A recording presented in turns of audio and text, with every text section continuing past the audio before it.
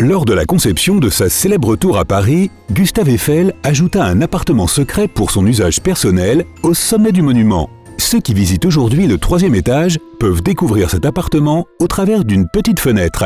À l'intérieur ont été placées des figurines de cire représentant Eiffel lui-même, sa fille Claire, ainsi que Thomas Edison, qui fut l'un des rares chanceux à pouvoir y entrer du vivant de l'architecte. Il existe aussi des appartements secrets de l'autre côté de l'Atlantique, dans les bibliothèques publiques de New York. Ils étaient destinés aux concierges des bibliothèques et à leurs familles.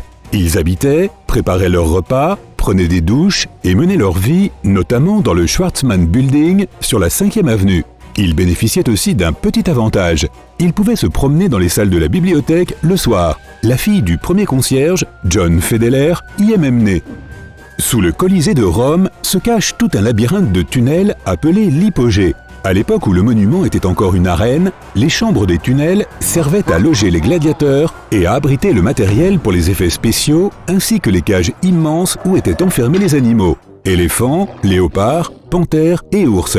Et oui, depuis 2010, les touristes peuvent visiter ce dédale. Le royaume magique de Disney en Floride possède lui aussi son labyrinthe de tunnels codés par couleur, mais pour des raisons moins sinistres.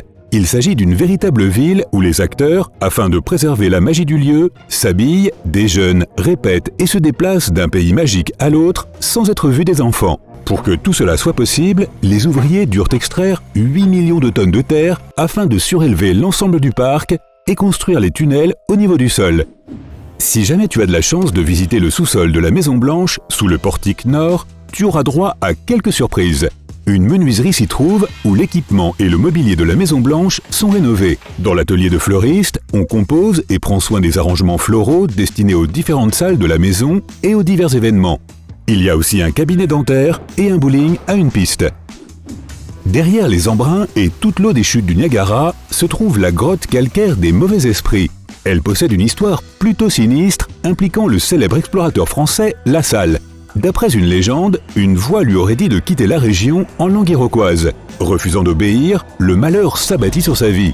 Aujourd'hui encore, on peut entendre des gémissements effrayants provenant de la grotte. La prochaine fois que tu attends ton train à la gare Grand Central à New York, n'oublie pas que tu peux aller échanger quelques balles au club de tennis de luxe Vanderbilt. Il se trouve dans l'annexe du 4e étage qui abritait autrefois une galerie d'art, un studio de télévision pour la chaîne CBS et même une piste de ski intérieure couverte de gazon artificiel. Aujourd'hui, il y a 2 cours de tennis, 2 pistes d'entraînement et une salle de sport. Un terrain de basketball, surnommé la plus haute cour du pays, se trouve juste au-dessus de la salle d'audience du 5e étage du bâtiment de la Cour suprême des États-Unis à Washington.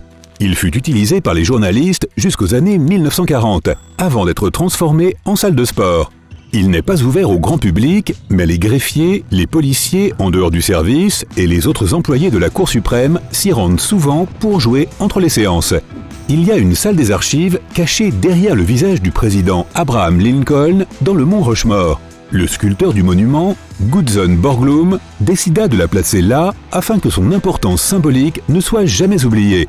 Des années après sa mort, la salle fut dotée de panneaux en émail sur lesquels furent inscrits les articles de la Constitution américaine, de la Déclaration des droits et de la Déclaration d'indépendance, ainsi que des explications sur les raisons pour lesquelles ces présidents furent choisis pour le monument. Si un jour tu visites Florence, en Italie, demande à voir une porte non marquée au premier étage de la Galerie des Offices. Elle s'ouvre sur le corridor de Vasari, construit au XVIe siècle, qui relie la galerie au Palais Pitti. Pour le construire, l'architecte dut traverser plusieurs tours médiévales et même des habitations. Seule une famille s'opposa à ce qu'on passe par sa maison. Tu peux aujourd'hui admirer des œuvres des XVIe et XVIIe siècles à l'intérieur du corridor. L'emblématique hôtel Waldorf Astoria de New York se trouve au-dessus de la mystérieuse voie 61, aujourd'hui abandonnée. Une porte verrouillée sur la 49e rue, ainsi qu'un ascenseur, permettent d'y accéder. Les présidents et les célébrités l'utilisaient pour entrer dans l'hôtel sans être vus du public. Il y a encore un wagon dans la gare. Il n'est pas possible de la visiter, mais maintenant que tu sais qu'elle est là, sache qu'il est possible de l'apercevoir par les fenêtres de certains trains à droite de la ligne Metro North. L'Opéra de Sydney fut inauguré par la reine Elisabeth II elle-même en 1973. Il dispose de salles pour l'opéra, le ballet, la musique classique et moderne, ainsi que la danse. En prime, il abrite une boîte de nuit appelée The Studio qui peut accueillir 300 personnes. On y passe de la musique alternative et on y organise des festivals de musique contemporaine avec des rappeurs célèbres. Le plus petit poste de police de Grande-Bretagne était autrefois situé dans un lampadaire à Trafalgar Square. Il y avait été installé en 1926 pour abriter un policier qui surveillait secrètement les grévistes. On dit qu'il disposait même d'une ligne téléphonique permettant d'appeler Scotland Yard. L'endroit est aujourd'hui utilisé comme placard à balai. L'un des monuments les plus célèbres de New York possède un étage supplémentaire que peu de gens connaissent. Seules les célébrités et les ingénieurs ont accès à l'étage 103 de l'Empire State Building. Ils y accèdent par un escalier caché et la vue y est parfaitement dégagée, car seul un muret et une rampe placée à hauteur de genoux séparent son balcon du paysage.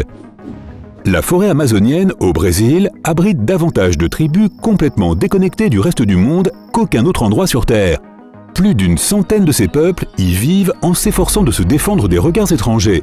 Chaque fois qu'un intrus tente de s'approcher, ils utilisent des flèches, des bâtons et d'autres objets pour se protéger ou se cachent simplement derrière les arbres. Il y a quelques années, des scientifiques ont découvert un mystérieux espace vide au-dessus de la grande galerie de la Grande Pyramide de Gizeh en Égypte. Ils ignorent encore quelle est sa taille, car ils ne peuvent pas y entrer ou utiliser les méthodes de recherche habituelles, qui risqueraient d'abîmer la célèbre structure. Seuls des détecteurs supersensibles, placés à l'extérieur, sont utilisés. Les chercheurs pensent que cet espace servait de galerie supplémentaire ou de rampe de construction.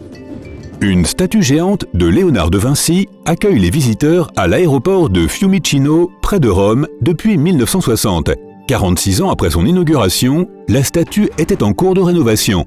Un des ouvriers trouva une petite trappe au milieu de la statue. Il y avait 2 parchemins à l'intérieur, encore parfaitement conservés. Prends tes jumelles avec toi et tu pourras peut-être les apercevoir depuis ton avion la prochaine fois que tu passes par là. La Roxy Suite se trouve dans l'un des plus beaux endroits de New York, 5 étages au-dessus de la scène du Radio City Music Hall.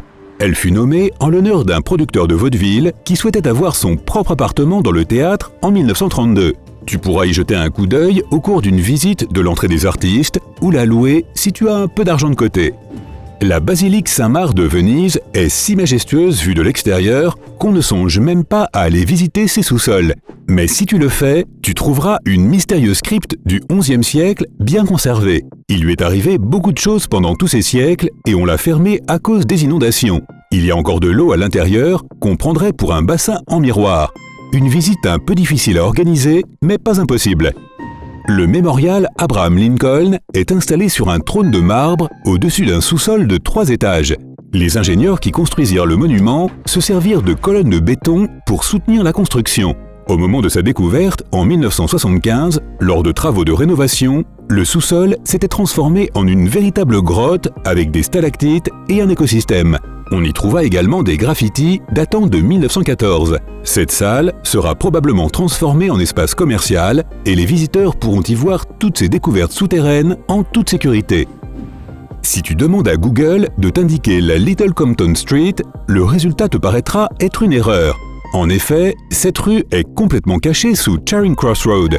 Le niveau de la rue était jadis beaucoup plus bas que les sous-sols d'aujourd'hui. Il a été surélevé à la fin du 19e siècle et un immeuble de bureaux a été installé au-dessus de la Little Compton Street. Tu peux encore voir 2 panneaux indiquant où elle se trouvait.